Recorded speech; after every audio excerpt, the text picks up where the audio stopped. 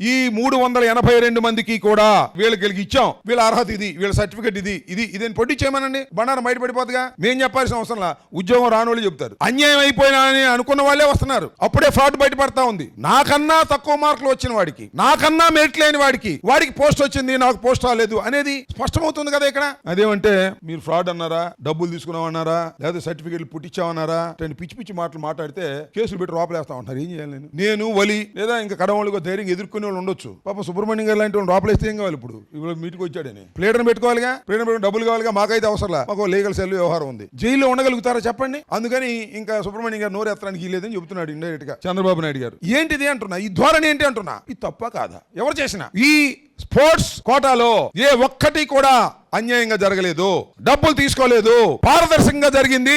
ఇదిగో సుబ్బారావు పుల్లయ్య అని white paper release చేసి డిబేట్ కరండి, రారు. డిబేట్ కరండి నేను గట్టిగా అడిగితే కేసు పెడతారు, కేసు పెడతామంటే భయపడతారు. అది కూడా పోయినాయి, భయపడే వ్యవహారాలు కూడా పోతున్నాయి. కాకపోతే సింగిల్ గా ఉన్న వాళ్ళకి ఇబ్బంది, వాళ్ళకి లీగల్ ఎయిడ్ రాదు, లోపల పెడితే భోజనం తీసుకొచ్చేవాడు ఉండడు, పెళ్ళాం బిడ్డలు ఇబ్బంది పడతారు. మా బోడోళ్ళ కంటే ఉంటాం,